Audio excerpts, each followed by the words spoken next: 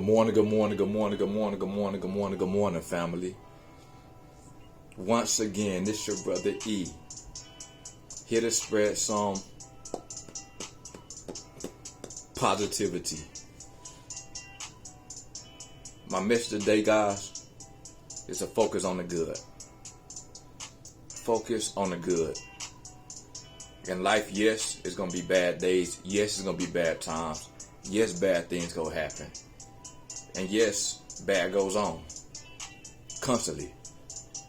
But in order to overcome that, focus on the good. This message is inspired by my personal situation. So, me and my dad, we weren't the closest when I was coming up. My parents got divorced right before I started high school. And unlike most people who live with their mom, I ended up living with my dad. And my dad, he was a workaholic. And he wasn't really no emotional man. Like, he didn't really talk to you, explain life to you. He just worked, bring home the food, and go about their business, you know. And as a young man, we need guidance and insight on life and what to do, what not to do. But I remember, I don't like sharing it, but I'm gonna share it because it's the past, and I went through it. But you can see how it worked out. The day we came home from court, my dad, we was walking in the house, and he told me, he said, "Son, I don't care what you do, just don't bother me." And he went in the house, he closed the door. That was a day coming home from court after my parents' divorce hearing. And man, I was just like, I already felt like he ain't care about me. So from that point on, I hopped in the streets, right? And as the years went on, our relationship just grew further and further apart. But I was living under his roof, so he still was in charge and in control. But I do remember times when I was little. My dad, he was one Christmas, man, we was like 11. I was like 11.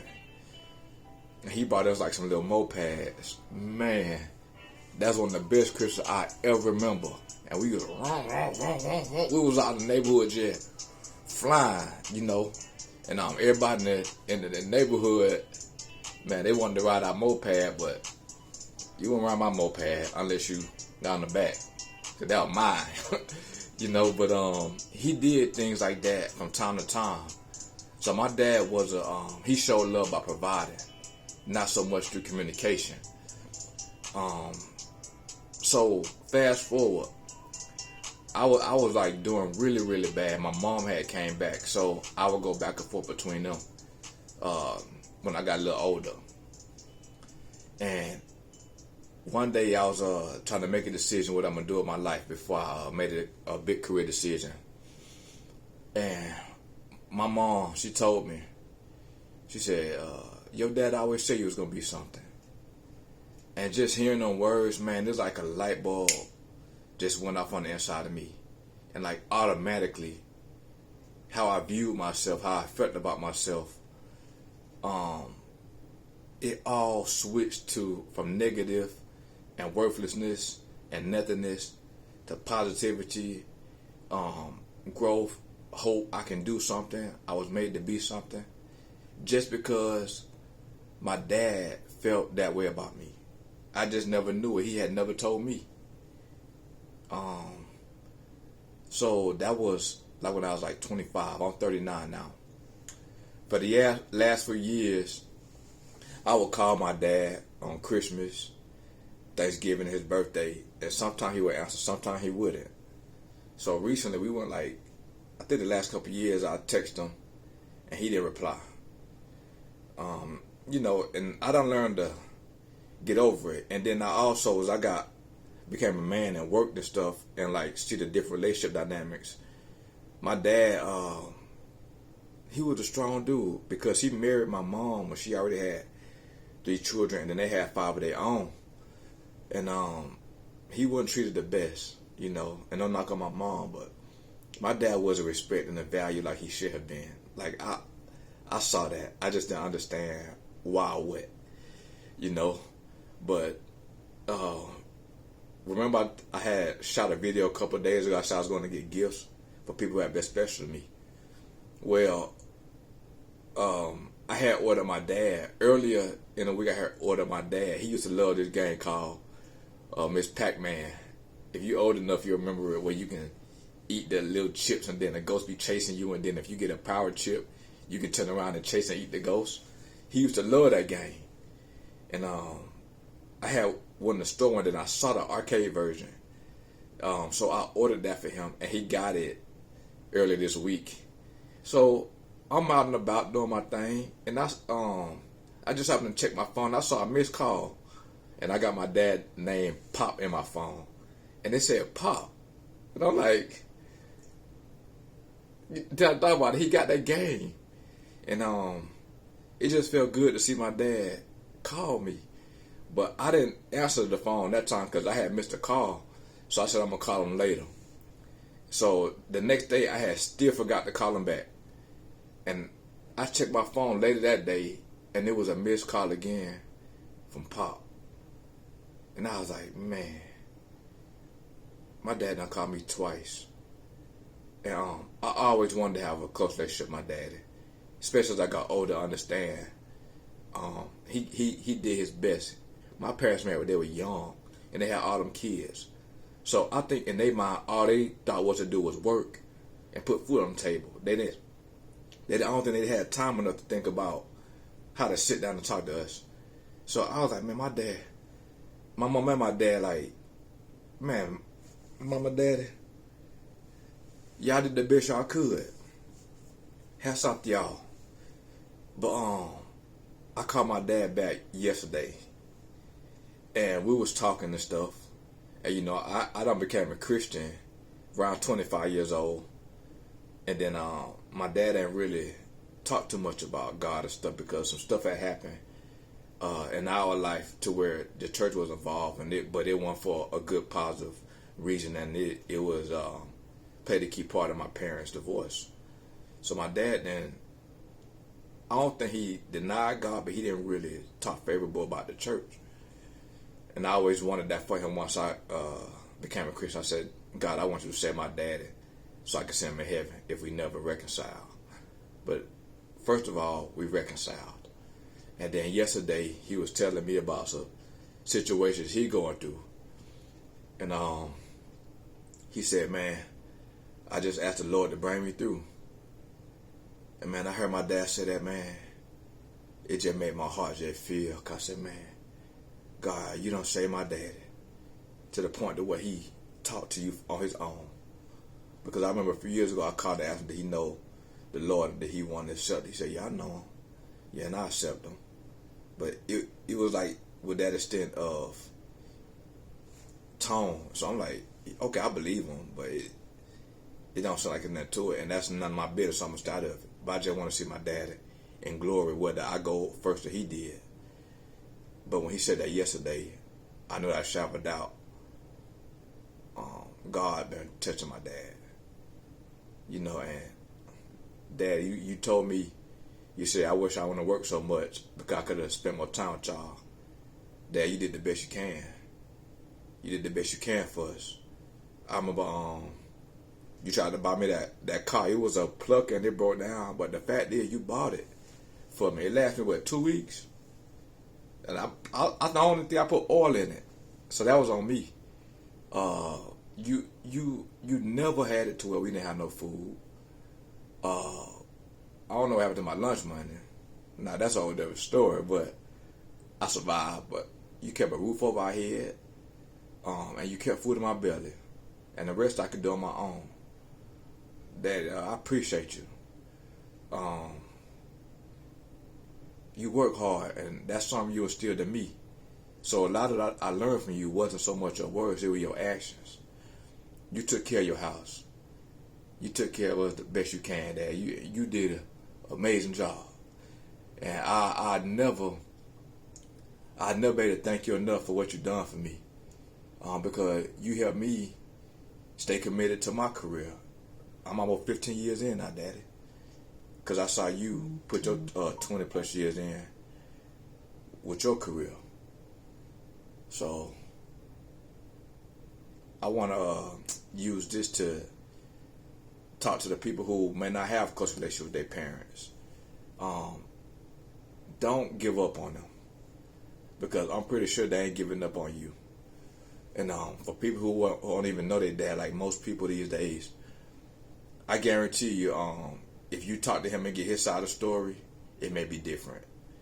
Because when you hear from one side, from one parent, you go get their version, like I did for a while. And it's some truth to it, but it ain't all true. Sometimes it's just their perception of something. But you talk to that parent yourself, if you're able to, without judgment, without. You may feel resentment or anger, but hold that in, because as life go on, you may understand why they are the way they are, or what they did later on. But I'm here to tell you, like, man, God can fix stuff, man. God can fix stuff. Like,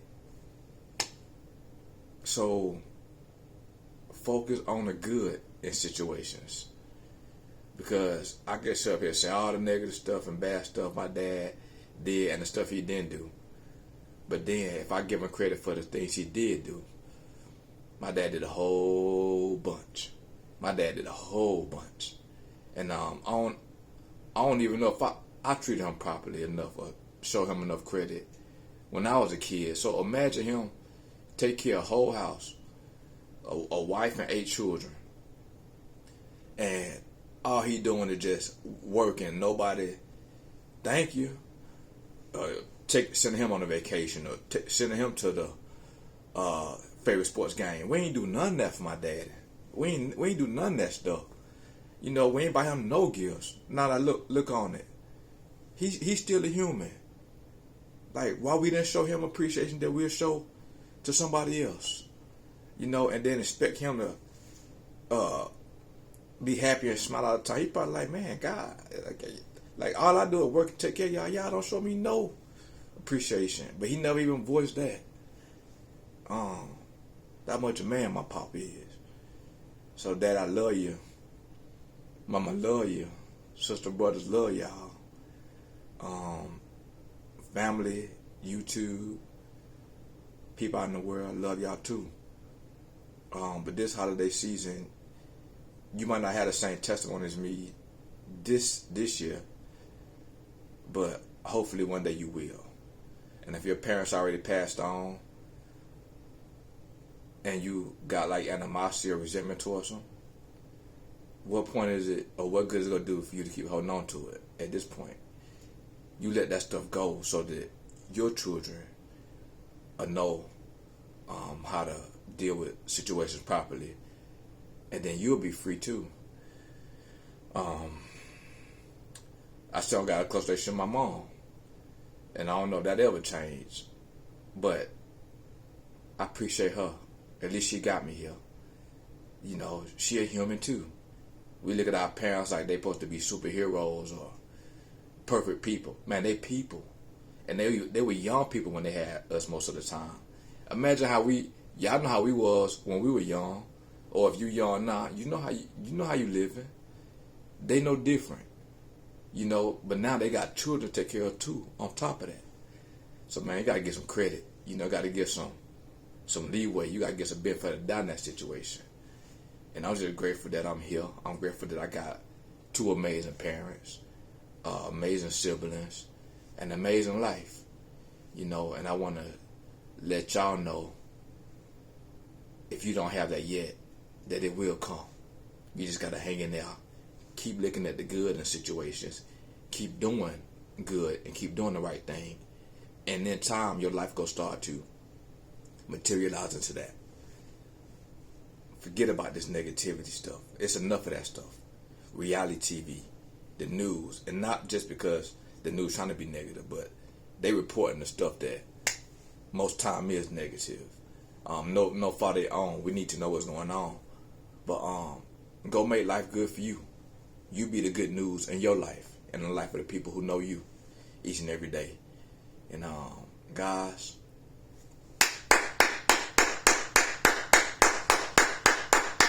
y'all already know, whatever your dream, your goals, your hopes, your aspirations, your desires, your vision board you got, you can do it. Don't matter how big it is, don't matter how small it seems, don't matter how normal or extraordinary it is. You can do it. You can do it. You can do it. Because you're not doing it alone. God will give you the power, the strength, the resources, the knowledge, whatever you need to get it done. You just got to go for it, give your best, and don't quit. And you will do it. Alright? So Christmas is in 3 days, I believe. Guys, I hope this is the best week of the year. I hope this is the best week of the year for you. Yes. And I hope 2021 is a million times better than this year. Alright? So keep the faith. Stay positive. See the good.